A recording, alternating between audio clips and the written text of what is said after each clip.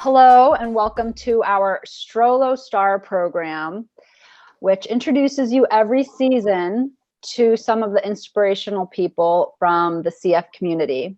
And today we have an amazing opportunity to speak with Martha Garvey.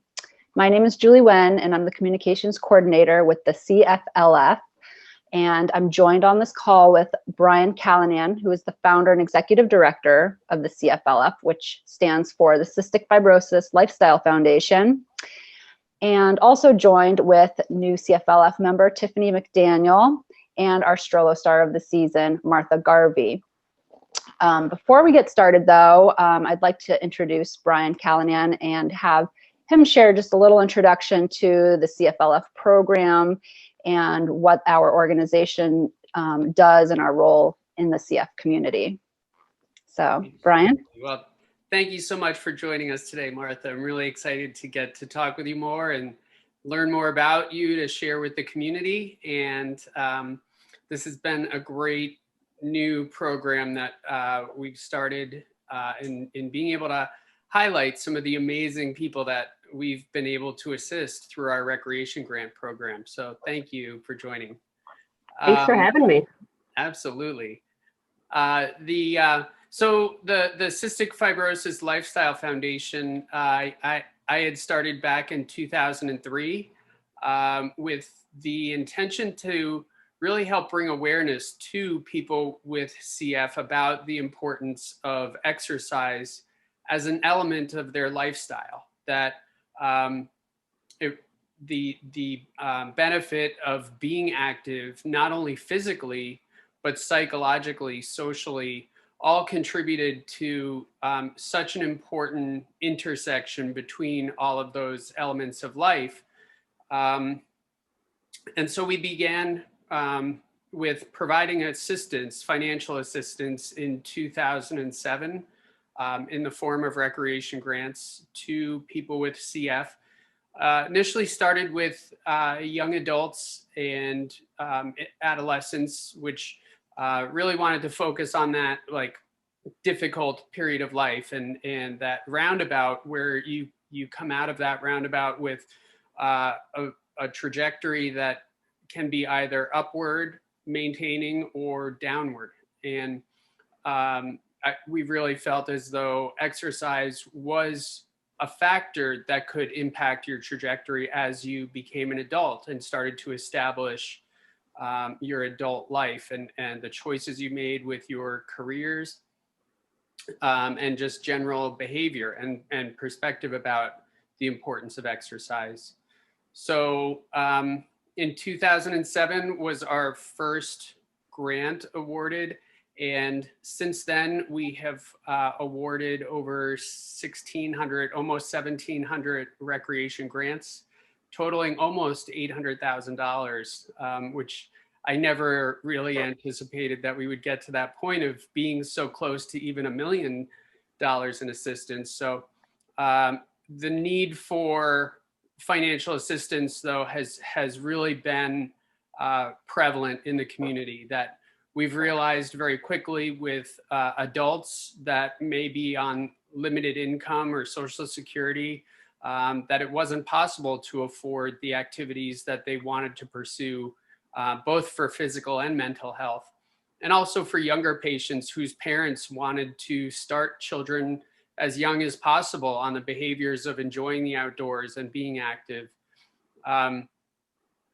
So we have opened up the program to all ages and really seen some incredible individuals like Martha who have really demonstrated that exercise is really part of her lifestyle, that it's not just an activity of, going through the motions, but it's something that she enjoys and is passionate about. And I'm really psyched that it's one of the sports that I enjoy so much too, snowboarding. So really look forward to this conversation today with you and sharing it with our community. I think you're a real inspiration for the other people with CF out there of any age who are seeing that, especially during this time of a pandemic where being outside and being active has been so challenging that there are ways to get out there and be safe and still enjoy some of the fresh air and sunshine that helps make our lives better. Yeah, definitely. All right. Thank you, Brian, for sharing that introduction today. Martha Garvey is a 27-year-old with cystic fibrosis who was diagnosed at birth. Martha lives in Minnesota and works as a college instructor for young adults with autism. In Martha's free time, she is busy snowboarding, playing hockey, kayaking, and playing with her dog, Charlie. Martha is also a 4-time grant recipient, CFLF grant recipient, and received grants in 2012, 2013, 2018, and 2020. One was for a gym membership and the other grants were for snowboarding. So excited to have you here, Martha. And just to kick things off, how are you doing? How are you doing today? And how are things in life in Minnesota? I'm doing good. I'm so happy to be here. So thank you guys for the opportunity. Life is good in Minnesota, nice and cold, the way I like it. Nice. Is there lots of snow where you're at right now? Yeah, it's snow and ice. Pretty typical for January in Minnesota. It's been fun for snowboarding, but I know a lot of people don't necessarily love this weather, but I do. I do too. I do, but I've learned to enjoy living warm and vacationing cold rather than living cold and vacationing warm. Live cold, vacation cold. Yeah. Martha, how has the past year been for you with the pandemic and how are you holding up? Yeah, this last year has been interesting, weird, all of the above. I am very fortunate that I've been able to still work for my full-time job as a college instructor. So work hasn't been negatively impacted. I teach young adults with autism at a college in the Twin Cities. We had to switch to online platforms like the majority of people. But I was able to keep my job and I've been doing okay. It's kind of weird. I consider 2020 to be my healthiest year in the last decade or so. And I know how weird that sounds. I don't mean to be insensitive during a global pandemic, but it's been due to medical advancements in the CF community. I've been able to benefit, and I feel very fortunate compared to other people's situations.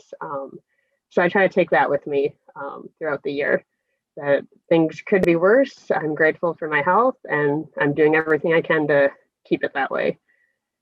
Yeah, it really has been a weird irony of the new advancements in our treatments that are available to so many coming out just months before the pandemic and the shutdown, but also how the quarantine has benefited our health of not being out and exposed to the germs that we normally would be. And then also some of the just social cultural practices of everybody wearing masks and hand sanitizer everywhere. Who would have thought we were trendsetters before all of this? Exactly. Wearing our mask, yeah. Yeah, unfortunately, all it took was a pandemic to get people. Yeah, that's not funny. I know. Yeah, it's. I feel like the CF community, we were never expecting anything like this, but we have low key been mentally prepared to do this. I mean, so many times throughout my life, I've had to just hunker down at home with home IV antibiotics, made sure I'm not around people with colds or the flu, and I know how to keep myself busy, entertained, and I think people in the CF community are resilient, and we're a little more prepared than maybe the general public. Absolutely, and not just mentally, I think physically too, having the ability and the medication and the technology to keep our airways clear, where so many people who get COVID severely are without that and have never experienced that before. And so that was something in the medical community that I was hearing, is that people with CF in many ways are better prepared to deal with if they did contract COVID. Yeah, I feel like people with CF know their bodies really well. So before the pandemic, if anything was acting up, we know when something's off. We know when to seek medical attention. So I feel like we're just more in tuned in that regard as well. Yeah, yeah. It was astounding this year to hear from my CF doctor that during quarantine, she had 0 adult patients in the hospital. There were a few doing home IV, but you know, people all in all were overall having better health while having to stay home. So who knows? I guess we got to find the silver linings, right? Exactly. Yeah. Yeah. Great. All right. So what or who inspires you? Oh, that's a good question. First thing that always pops in my head if I'm asked that is definitely my family. My mom and dad have done such a amazing job. I'm forever in debt to them for how much they sacrificed and did to take care of me and my brother. My brother also had cystic fibrosis, so they put us on a platform basically to take care of us. They did everything for us, bringing us to soccer practice, baseball practice, making our neb cups, feeding us home cooked meals that had all the extra calories. I'm pretty compliant as a 27-year-old, and treatments and life with CF can still be difficult. So I don't know how they managed 2 young kids that fought every medication and treatment. So they inspire me to continue to take good care of myself because they did so much for me growing up. It would be so disrespectful, just a slap in the face to not continue their hard work. That's how I've always viewed it. And then my brother definitely inspires and motivates me. He passed away in 2001 from a heart condition not related to CF at all. And he was just such a spunky go-getter. He loved life. He loved doing any activity, being outside, running around. He thought medical advancements were super cool. He had at-home IVs several times, and he was just blown away by, we call it the grenade, the IV that just slowly deflates, and that was amazing to him. So out of respect for him, he inspires me. I try to honor his life by appreciating the things that he didn't get to experience and other people in the CF community that were taken too soon. Just not take things for granted. I got to experience so many great things, attending and graduating high school, graduating college and getting a bachelor's degree, having a full-time job and putting money into 401k, just little things like that can is not always a given. So because of my family, my brother, they definitely inspire and motivate me to continue living life full force and just enjoying it, finding the good, and they're definitely my inspiration for how I live my life, for sure. That's beautiful. It is. It is. And just out of curiosity, Martha, when you and your brother were little, and I'm so sorry for your loss too.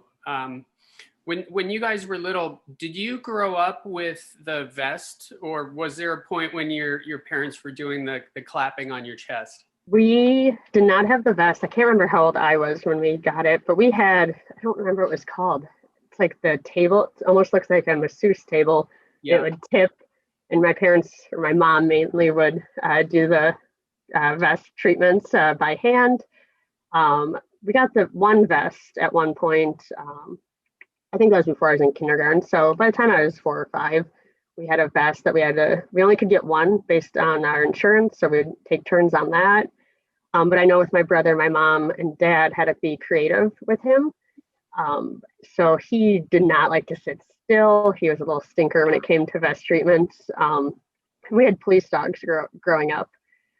So my dad would have our police dog chase my brother as extra cardio. Oh, And wow. it was an interesting way to work out, but it worked for him as a toddler, I guess. But I don't know if that's doctor approved. But we definitely, they were creative with how to get our lungs moving. But eventually got the vest, and they were the size of like a washing machine, I swear, when we first got them. And they were so loud we couldn't even watch TV during our vest treatments. We learned to play checkers. That was our big form of entertainment during treatments. But yeah, it's incredible how far they've come. And the inventor of the vest, Dr. Warwick, was actually our first doctor. So that was pretty cool. Yeah. Wow, amazing. I remember hearing that when I was young and the vest was first coming out, that the doctor that created it was in Minneapolis, I think, was it? Yep, that's our guy. Yeah. But it's interesting to think, like, with today's world of CF and little kiddos that are born that from day one, they're, so tiny, shaking in this vest. But I feel like there was always such a benefit to, like, just the element of human touch with parents doing the clapping and spending time with their child. But like you said, it's such an investment on their time, their energy, their effort, that it really is a driving force to keep that effort being paid forward and living to its fullest. Yeah, I often joke that my mom and dad have honorary degrees in respiratory therapy and nursing from all the knowledge they've had to gain over the years. But yeah, they definitely they pull their weight and then some. Yeah. And I'm sorry to keep interjecting, but I love your point also about your brother's inspiration of you. And that's yet another thing that we share, that I also had an older brother who did not have CF, but passed away from a heart-related issue. And very much like your brother, he was the firecracker of the family, that you couldn't keep him still. And his spirit was to enjoy and create adventure in life. And but it also, was a real awakening to me that, our ticket could be up at any point in time, whether it's CF or not. And so, living every day as though it could be our last is a precious gift that I think many people without chronic illness don't get to realize until it's a little too late. Yeah, I definitely contribute to CF and losing my brother to having a unique perspective.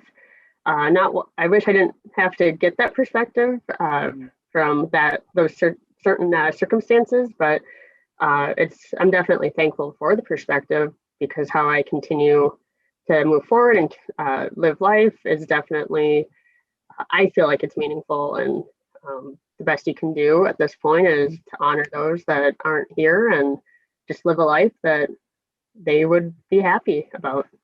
Absolutely. Love that. It's beautiful. Thank you, Martha, for sharing that with us. Next question is, what sports do you play and how do you stay active with your cystic fibrosis? Yeah, so I'm raised by a college football player, and my mom skied her whole life. Oh, so wow. we didn't really have a choice whether or not we were going to be active. We were going to be active. I was signed up for softball, t-ball, soccer, swimming lessons, and gymnastics growing up. But hockey is the sport that really took. I started that when I was 7 or 8 and played up through high school. Oh, wow. I loved hockey. I was obsessed. I wanted to work for the Minnesota Wild at one point in my life. I was just all about hockey, which is not uncommon in Minnesota. We're the state of hockey. But I loved hockey growing up. It was a great team sport. I'm very thankful that I found more individual sports to partake in, because at age 27, it's kind of hard to find 15 people, 10 at least, play hockey on a weekday.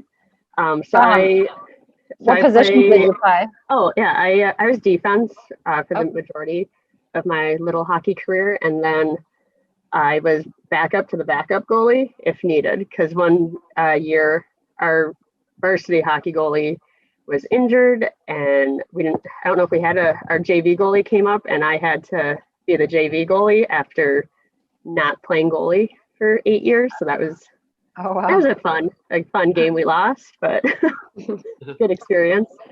But yeah, hockey was a huge part of my life, and I think a huge reason for why I maintained my health.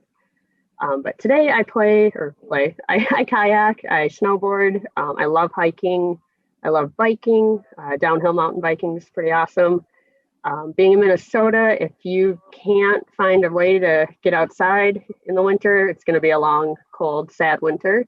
So skating is still something I can do, and definitely snowboarding. That's what I've used my CFLF grants for, and it's just changed my life and made my winters fun and kept my lungs healthy. Nice.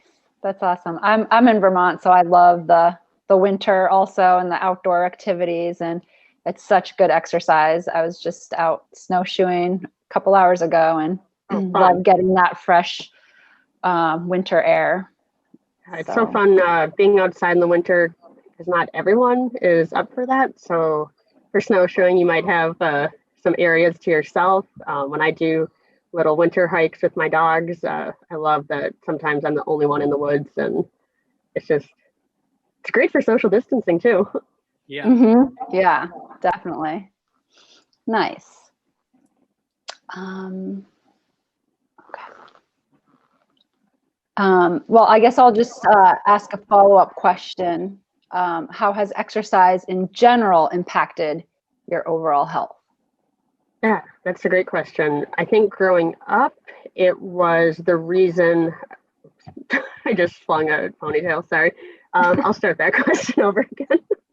I think growing up, I stayed healthy because of the sports and activities I did.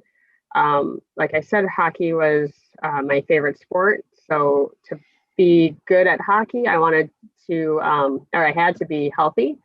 So it was the cycle of I'm going to take care of myself, do my treatments so I can feel good, so I can do the sport I love. And then that sport helped me stay healthy.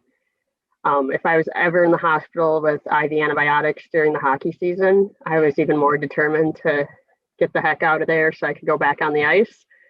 So it was definitely a great motivation. And then, I mean, just being active every day after school in high school was super important, and just kept me busy, kept me happy. And then once I was out of high school, I found joy in other activities. A lot of them mainly being outside. I was an outdoor rec educator for a park system in Minnesota for a few years. So being outside and kayaking, canoeing, stand-up paddleboarding, it was great being active, but also just having that fresh air. I definitely know my life is better. I'm healthier and happier because of the activities that I partake in. All right. So, how do you stay positive, especially during these difficult times?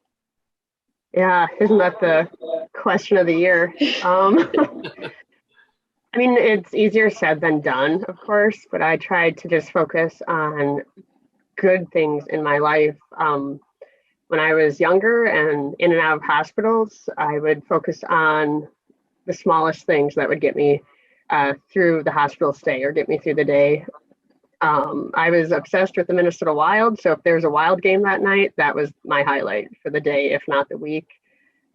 Make sure you're doing things for you and not trying to please other people, because that was something I definitely learned later on in life that will help you stay positive and be happier. I just try to find the good, the humor in situations. This year especially, it's been really just a weird, different, difficult year for us all. But I've had to find ways to stay positive. I wasn't watching the news 24/7 because that was not going to lead to anything good.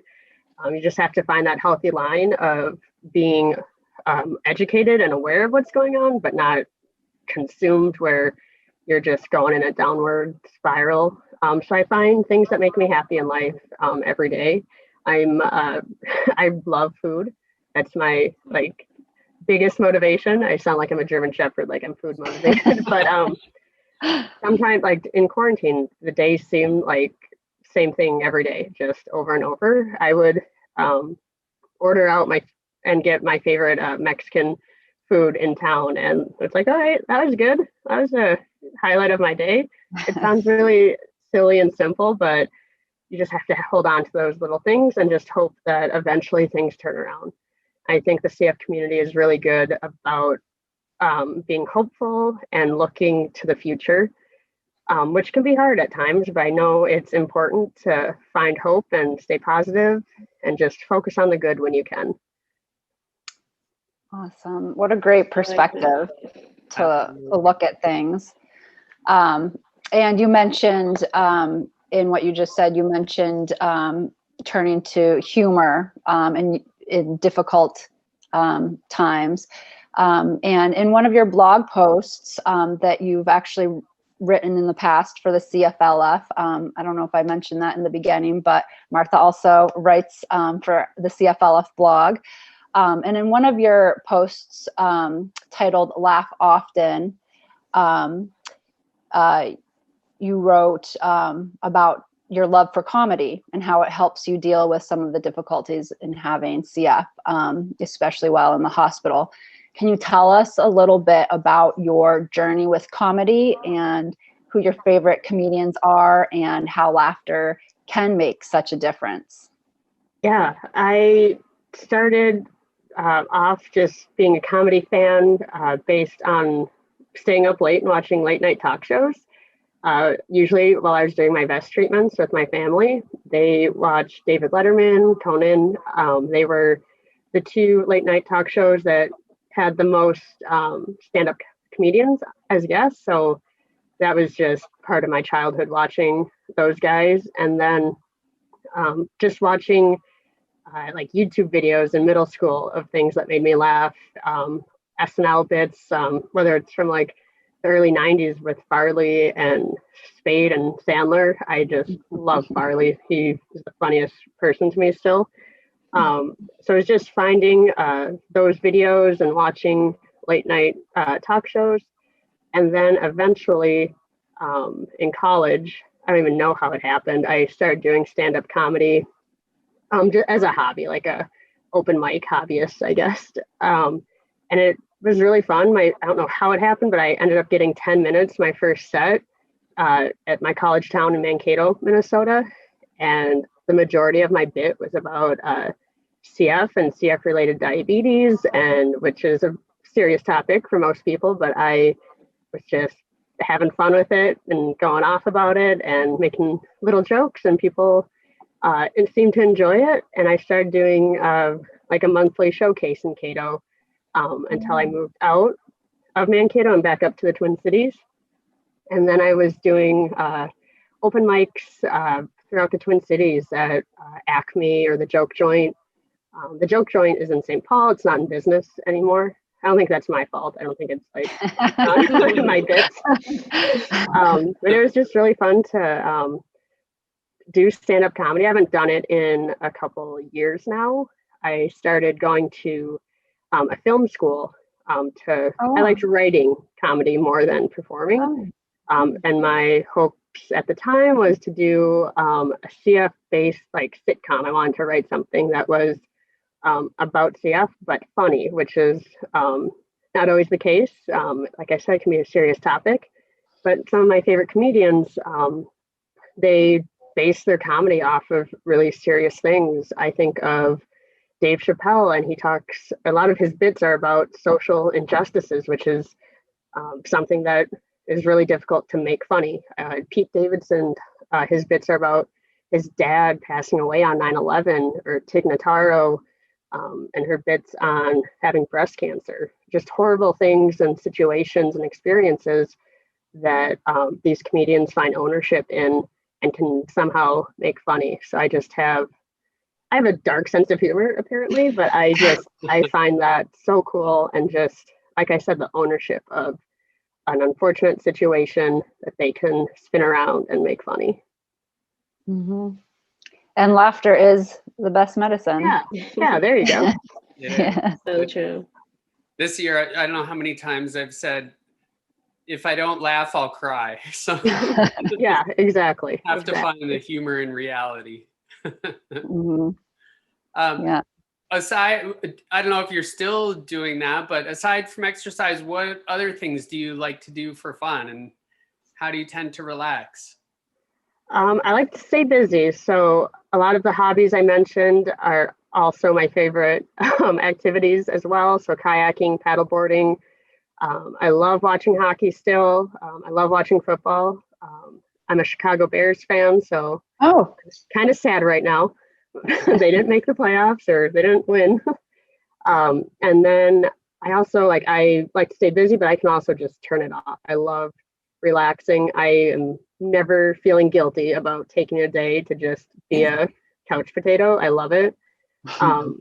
I relax by, like, my first rule is, like, you cannot wear jeans or anything with buttons. It has to be sweatpants if you're going to relax. And then I love watching movies, TV, listening to music. So I can turn it off, but I do like to stay busy for the most part. Kind of a side question. While you're relaxing, do you have any favorite shows or anything that you binge on? Yeah, Scrubs is my favorite show of all time. The first 8 seasons only. We don't talk about the 9th season. I love Shark Tank. I watched all 8, 9 seasons that they had on Hulu in the beginning of quarantine. Yeah. And I love Shark Tank. Like, Friday nights are my favorite because there's a new episode of Shark Tank. That's definitely the show I can binge watch. Yeah. Nice. Definitely. So, what are you looking forward to achieving in the future? I love that question. I have some far-fetched dreams and some attainable ones that are close by. I want to kayak the Apostle Islands, hopefully this next summer. I would love to go snowboarding in Switzerland. I want to go to Hot Air Balloon Festival in Albuquerque. So basically, I want to travel a lot. I'm feeling good because of Trikafta, so I really want to just take advantage of just the second wind and just do everything and expose myself to everything that is positive and fun. But I also have been working on a project starting in the beginning of quarantine. I blame the 8 seasons of Shark Tank that I watched. So this summer, I actually started my own business in honor of my brother called Sunny Rays. And I won't give too much away because I'm not quite ready to launch it or announce it. It's in honor of my brother, like I said, Sunny Rays, and it's CF inspired as well. It's a product that I developed that I feel like the CF community could really benefit from. Like I said, I'm not quite at the stage of giving out like a website or anything like that, but something I'm really excited about.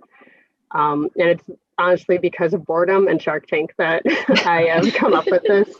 I've been working with manufacturers and product designers, and I've talked to my doctor about it. And he seems pretty excited for me, but I would love to start this business and create a really cool product and have a company that is inspired by people at CF and hopefully can give back.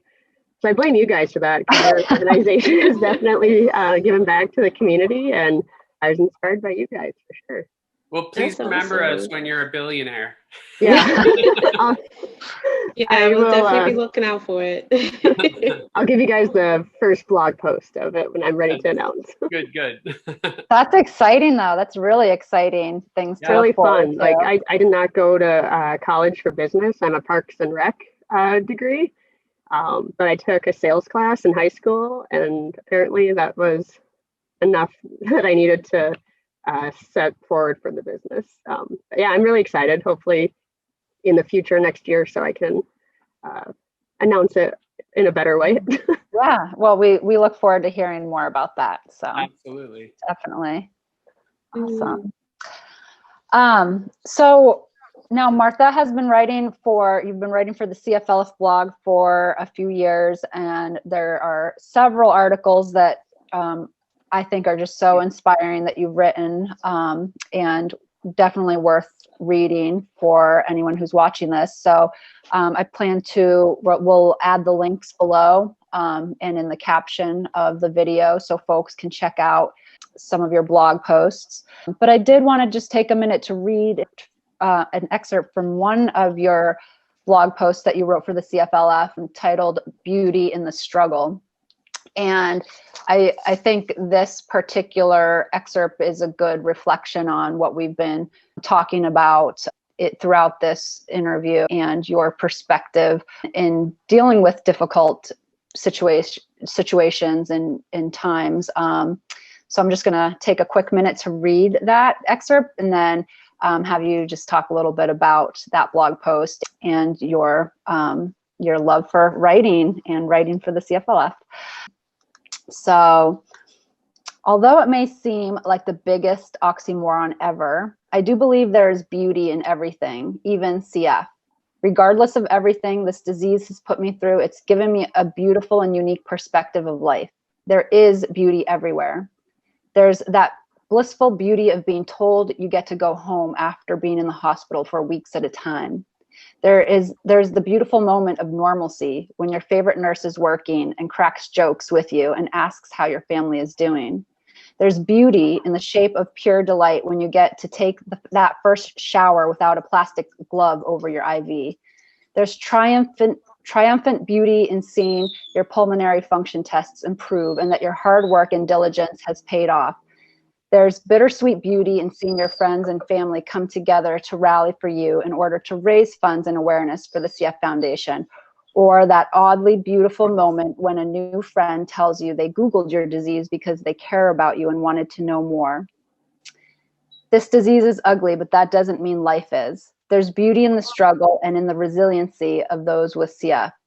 Things may seem tough, but we'll get through. And I just love that optimistic perspective that you have and seeing the glass half full. So can you just tell us a little bit about that post and your writing? Yeah, first off, I've never heard anyone read my writing out loud, so that was cool. Thank you. Yeah, I love writing. It's a great way to express how you're feeling and just kind of keep track of my thoughts. I like coming across old writing just to see where I was 5 years ago. My mindset and how that's changed and grown over the years has been really cool. And I'm so thankful to the CFLF blog platform to be able to have that opportunity. So thankful for that. With that writing, that blog post, it was inspired based on a drawing that I saw whenever I went to the CF clinic for PFTs. There's a drawing made in crayon of these flowers that were right above the PFT table and computer, and it would say, "Roses are red, violets are blue. Things may seem tough, but you'll get through." And I saw that every 3 months in clinic growing up. And I would just look at that and read it. I had PFT anxiety growing up because I thought if my PFTs are bad, I'm going to go into the hospital, going to miss hockey season, and I can't handle that. So I would read that over and over again, and it would somehow calm me down enough. And this is when my nose is plugged. I'm just ready to do my PFT. And I'd think about that and just try my best to blow a good PFT. And then when I moved to the adult clinic, I was no longer in the peds PFT lab, and I had to go to the adult clinic, and that drawing wasn't there, of course. So I would just read that over, think that in my head. And it's still to this day is something I think about every time I do a PFT. I have no idea what kid drew those little doodles in crayon, but they definitely calmed me down and helped me with my PFTs. That's beautiful. I really like that. I think back to like the days of pediatric clinic and how much more like fun and like lively and hopeful and invigorating it was than the adult clinics. And the adult clinics seem so sterile and so businesslike. And Yeah.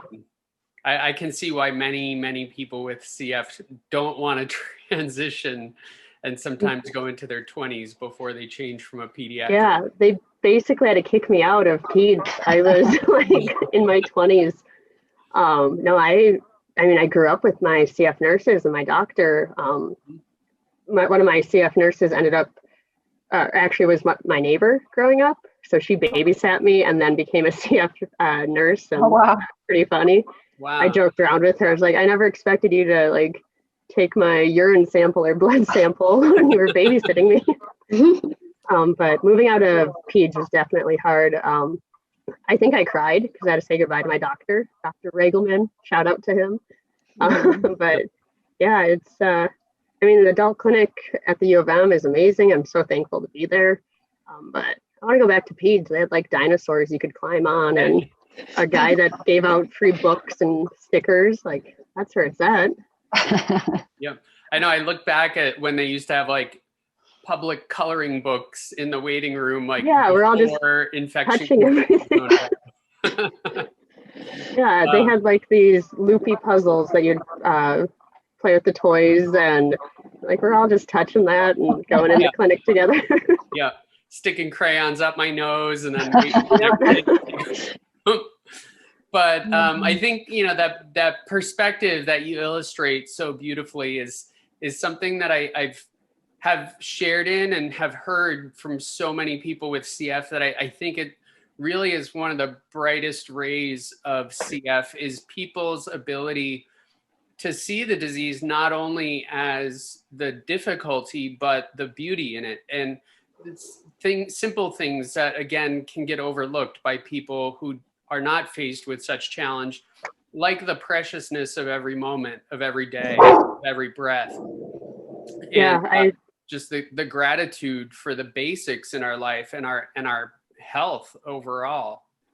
Yeah, I think it's really easy to find the negative when it comes to any chronic illness. And don't get me wrong, I definitely have my days where I'm like, oh my gosh, this is annoying. This sucks. I'm not about this right now. But that's not going to get you anywhere. That's not going to solve anything. That's not going to help your health in the long run. And there are positives in every situation. I bet people have positives in this last year and during the pandemic and quarantine.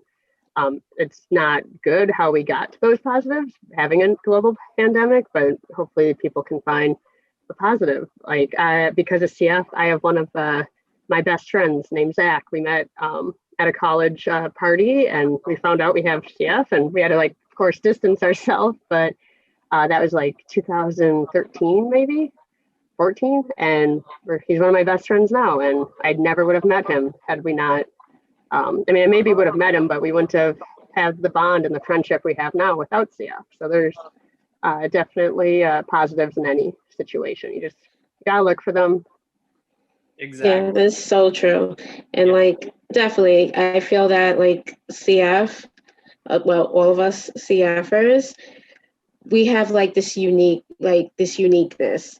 It makes, because one, we see things differently, and you have to see the positive of things, because you'll drive yourself crazy if you just let CF get you. So I love your perspective on life in general. Thank you. I appreciate that. So that is a great segue to sharing a few photos from some of your past grant applications. And, talking earlier about your friend that was learning to ski and being at the top of a black diamond. I remember as a teenager, my older brother that had passed, bringing us to the top of a black diamond. And instead of instructing us, was just looks over, says, "Today's a good day to die," and just takes off. And we're like, I guess it's a good day to die. Why not? Just gotta send it. You find yourselves in those moments, and it's especially on the mountain, there's such beauty in that moment of if this is going to be my last moment, I'm so glad it is. And so some of your pictures like totally brought me back to that. And I just want to share some of those and have you tell us a little bit about where you were and maybe what's going on in your mind. So give me a second to figure out the screen sharing. Yep, I think that's it. Oh yeah. Does that go to full screen? I don't know if it's full screen, but I can see the image. I think it's full screen. Yeah, full screen on mine. Yeah. So I remember getting this application from you years ago because I was like, oh my God, those are really cool pants. They make me, but they're sweet. Oh, that's right. I just found those pants like a week ago, and I haven't worn them in years. And there was 2 Snicker bars in my pocket. Oh my God. Yeah, those are my middle school snowboarding pants for sure. Before I was, or apparently I was too cool for a helmet. So that's the biggest change. Wear a helmet, everyone, especially in the mountains. What mountain is that? This is in Steamboat Springs, Colorado. Oh, okay. I vacationed there because I have family that lives out there. So I'd go there in the summer, do some hiking, biking, and then visit them again in the winter to snowboard. I come from a really big skiing family. Everyone ski jumps, they ski. And I had one family member that was in the Olympics. So I'm definitely the black sheep by taking a snowboard, but they still hang out with me and let me join in. And then when I graduated high school, I moved out to Steamboat for my first year, my freshman year, and just lived on that mountain, whether it was hiking, biking, snowboarding, of course. It was a great year. I'm trying to remember the name of the celebrity that was out there. Was it Billy the Kid or Billy Kid? Yeah, Billy the Kid, definitely. Did you ever get to ride with him? No, he's probably a lot faster than me, or was. Yeah. I had a friend growing up that their family used to vacation at Steamboat, and they would go like do a tour with him or something. And oh, that's awesome. Yeah, Steamboat's a great little mountain town. It's like 3.5 hours north of Denver. Yeah. So you don't quite get as many people as you would for Summit County, because it's you have to want to go there to get there. It's not just out of the way a little bit. Yeah, it looks great. I've never been. It looks awesome though. Highly recommend. See some great glades up on the back mountain behind you. Yeah. Cool. All right, let me see if I can figure out how to switch to the next picture.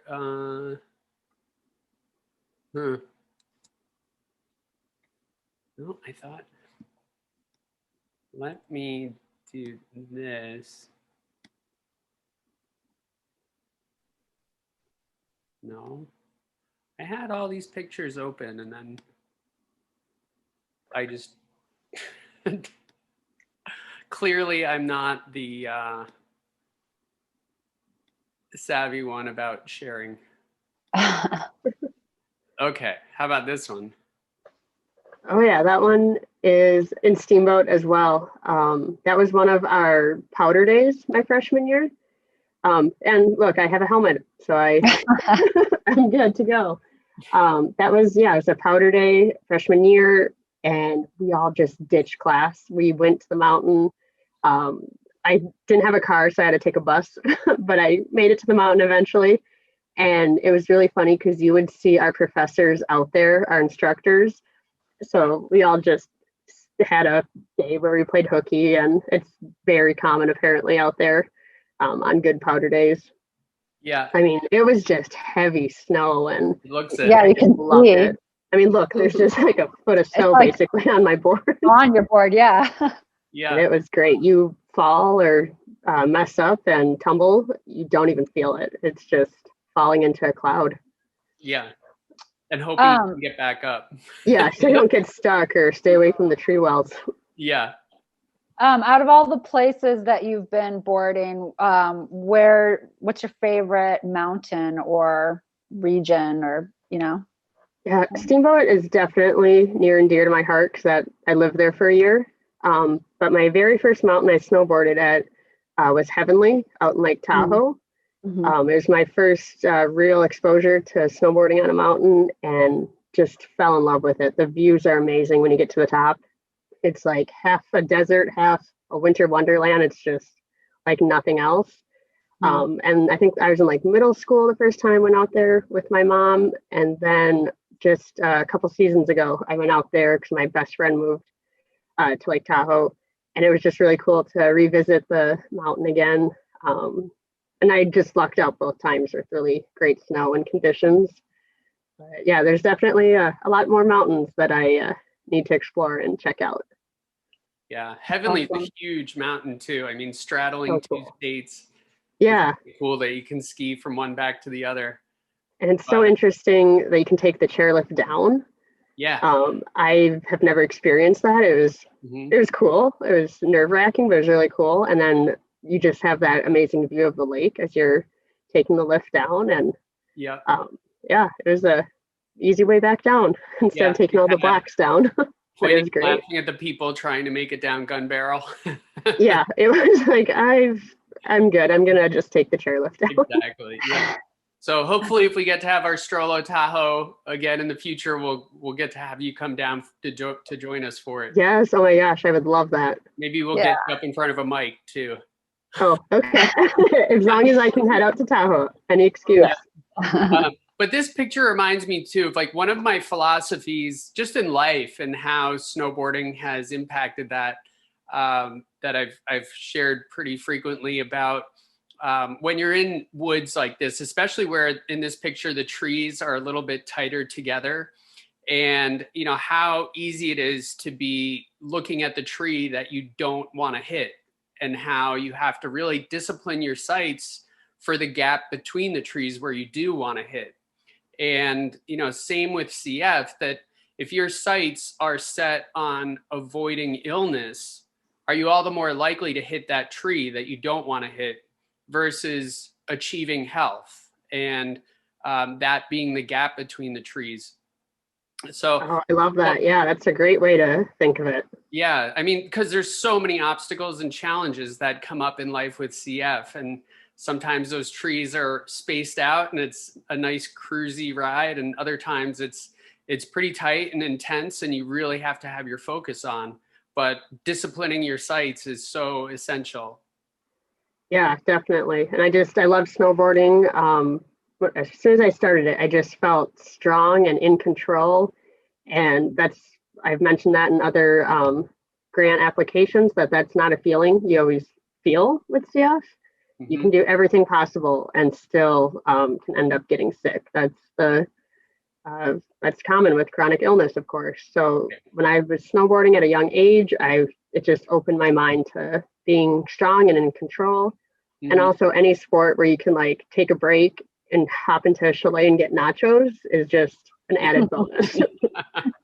Yeah. I see that like all my activities, I can just like take a snack break. I think that's really telling of what I find important. It's essential. Sit down, get some snow. Awesome. Let's see if this works. Can you see that one? Yep.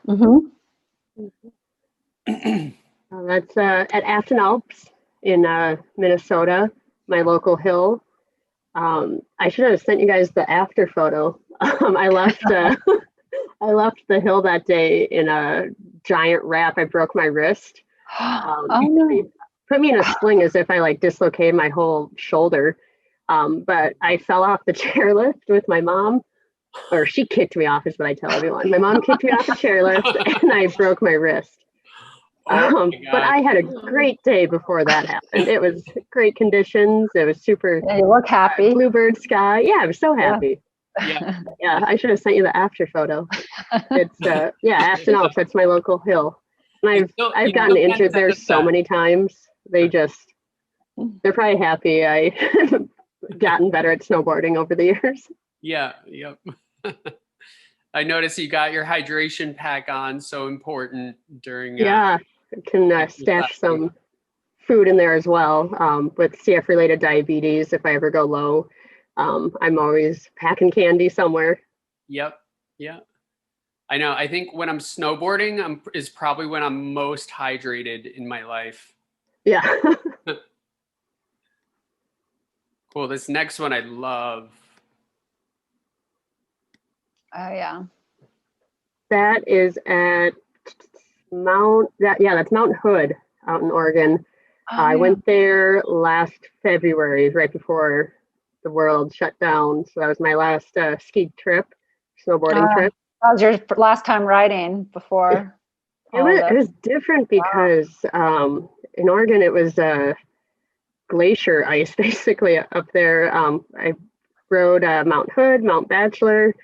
And Mount Bachelor was terrifying the day I went. It was just scary conditions, not as sunny as this photo at Mount Hood.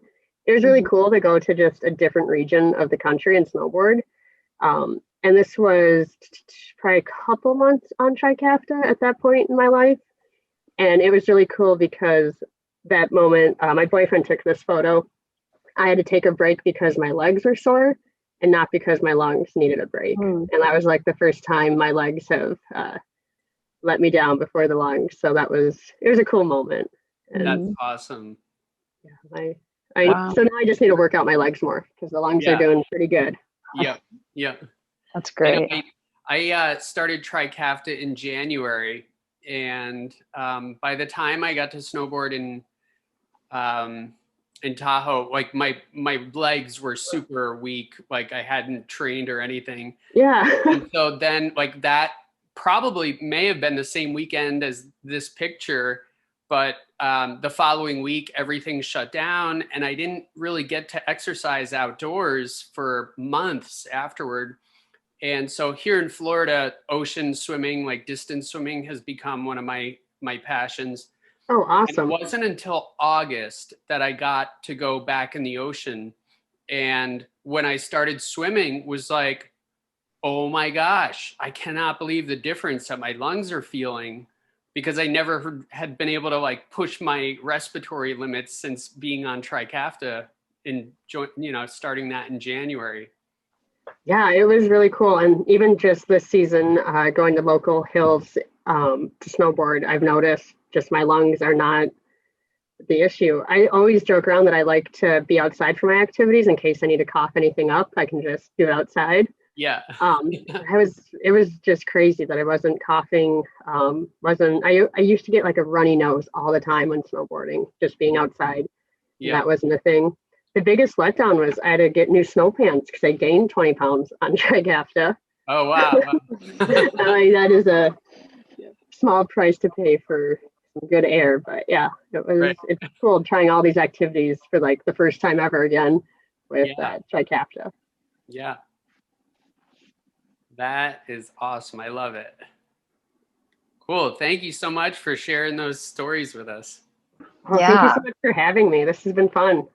For sure. Yeah, this was really great. Thank you so much, Martha, for taking the time out of your busy schedule and sitting down with us and sharing about your life and experience with CF and all of the amazing things that you're doing. So really do appreciate it.